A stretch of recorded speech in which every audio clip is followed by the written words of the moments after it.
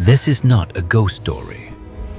This is not a story about what happens after we die. This is a story about what happens when the world decides you were never born at all. On October 14, 1989, a woman named Sarah Holloway returned to her hometown for her father's funeral. She had been gone 11 years. She had not called, she had not written. The guilt of that silence had become a kind of comfortable wound, the kind you learn to live with. But when Sarah stepped off that bus, something was wrong. Not in the way things are wrong when time passes and places change, not the melancholy of a childhood home repainted or a favorite diner closed. This was different. The house where she grew up had different people in it, people who said they'd lived there for 15 years. And when she asked about the Holloways, when she asked about her mother, her brother, her father, no one knew the name. Not the neighbors, not the post office, not the county clerk. According to every record in Redfield, Ohio, the Holloway family had never existed. This is Bureau Case File 113.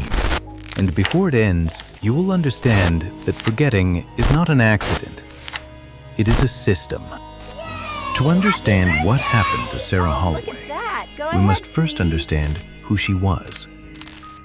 Sarah Holloway was born in Redfield, Ohio in 1954. She was the second child of Margaret and David Holloway. Her brother Timothy was 3 years older. They were not a remarkable family. David worked at the county Census Bureau, a quiet man with a passion for record keeping. Margaret taught piano lessons from the living room. The house always smelled like lavender and old sheet music.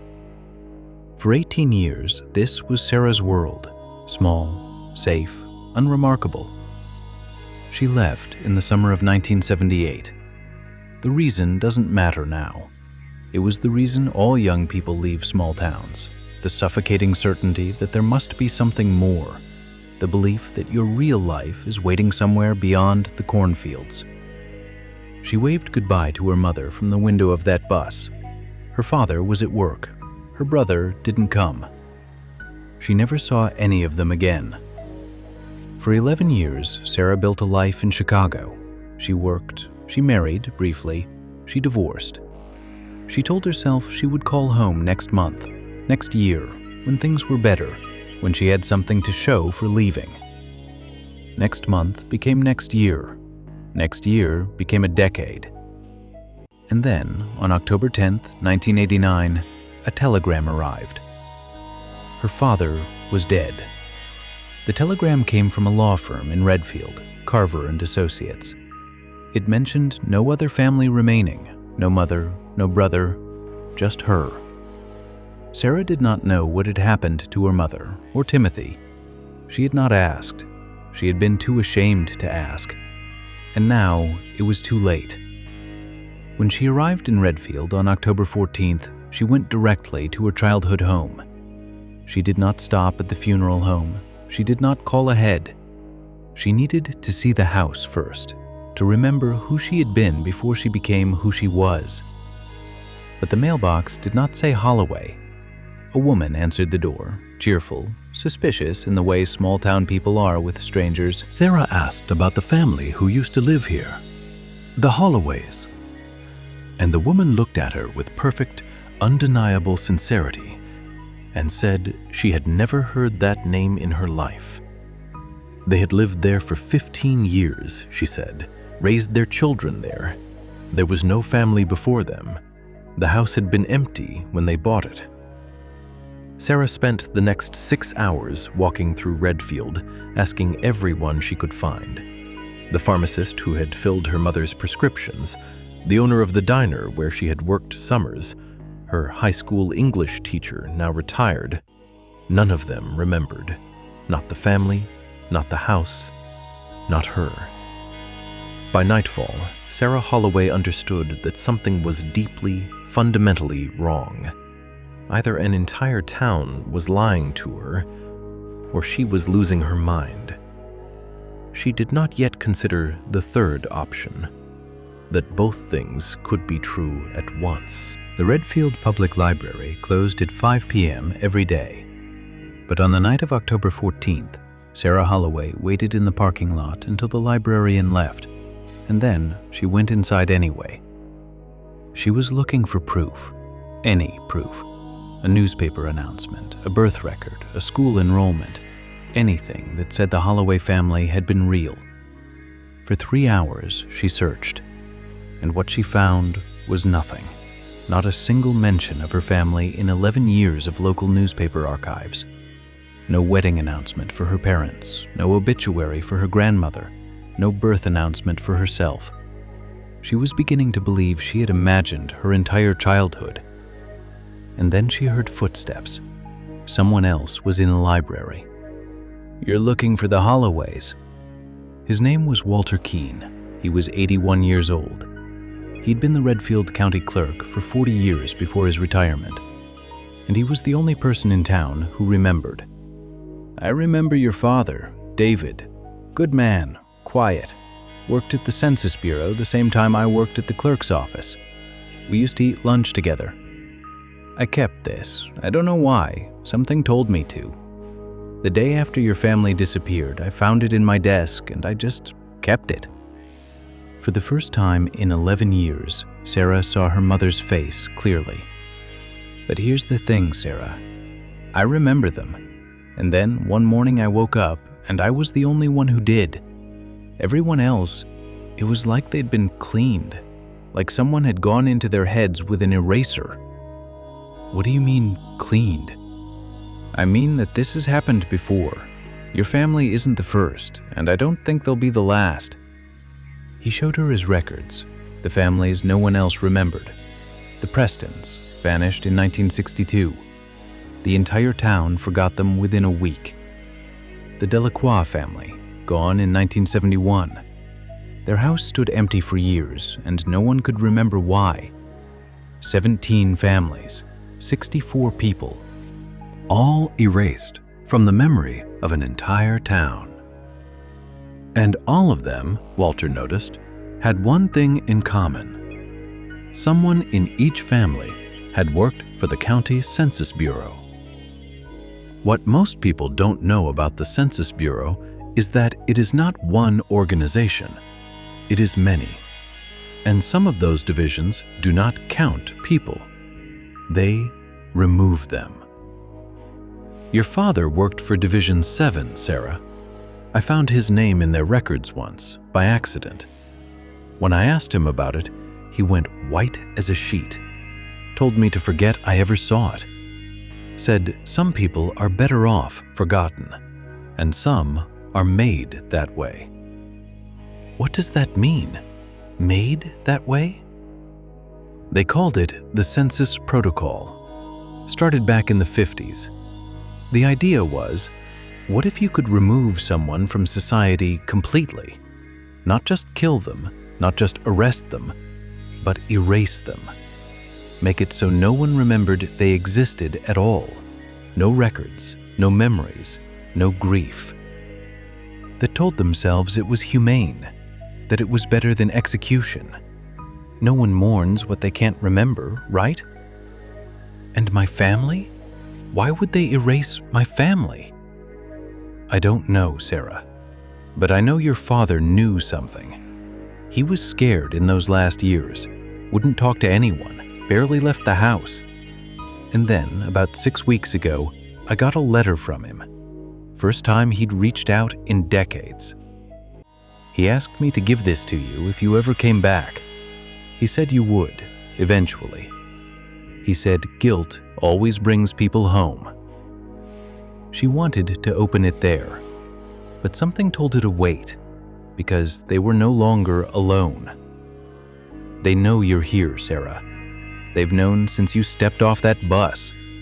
You were supposed to be erased with the rest of your family, but something went wrong. You survived, and now they have to finish what they started. You have maybe 72 hours. After that, no one will remember you were ever born. Not your friends in Chicago, not your ex-husband, not even yourself. How do I stop it? the Division 7 Archives, the old annex building on Miller Road. Everything they've ever done is in there. Every name they've erased, every family they've unmade. If there's proof, if there's any way to undo this, it's there. But Sarah, whatever you find in there, your father was part of it. For a long time, he helped them do this to other families. He spent his last years trying to undo what he did. Maybe that's why they erased your family. Maybe it was punishment. I don't know. Go, now. Find the truth. And for God's sake, don't let them catch you. Because once you're forgotten, Sarah, no one will know to look. They came for me that night. I always knew they would. But some things are worth being forgotten for. Walter Keene's name appeared in no records after October 14, 1989. No one in Redfield remembered him. No one ever would. The annex on Miller Road had been officially closed since 1979, but the basement was still active. Sarah had maybe 10 minutes before they caught up to her. 10 minutes to find proof that she existed. 10 minutes to understand why her father had helped destroy families and why his own family had been next. Inside, the room was exactly as Walter had described. Thousands of files, thousands of names, all the forgotten. She found her family's file in the H section. It was thin, a single folder. Inside was everything they had been: birth certificates, school records, medical files, all the proof that the Holloway family had existed, and all of it marked with a single red stamp. Processed, 1987. The tape was dated 2 years before her father died. His voice came through, tired and broken. "This is David Holloway, Senior Archivist, Division 7. I'm recording this because I don't know how much longer I have. I've worked for the protocol for 31 years. I helped design the memory systems, the chemical compounds, the community dispersal methods. I told myself we were doing something necessary, removing dangerous people, enemies of the state, the ones who couldn't be contained any other way. But the list kept growing. It wasn't just enemies anymore. It was anyone inconvenient. Whistleblowers, activists, families who asked the wrong questions. And then, 6 months ago, I found our name on the list. My name, Margaret's, Timothy's. They were going to erase us, Sarah, all of us, because I knew too much. Because I was starting to remember the things I had helped them forget. I got Margaret and Timothy out. I thought I did. I sent them somewhere safe, gave them new names. But something went wrong. The processing happened anyway. And now I can't remember where I sent them. I can't remember my own wife's face, Sarah. I look at photographs and I see strangers. But I remember you. You weren't here. You were safe in Chicago. They couldn't reach you there. The processing only works locally, at least for now. If you're hearing this, it means I'm gone. And it means they know you're looking. Sarah, I'm sorry. I spent my life erasing people. I can't undo that. But I can give you the truth. I can give you the names. Every family I helped destroy, their files are in the annex. Take them. Make them remember.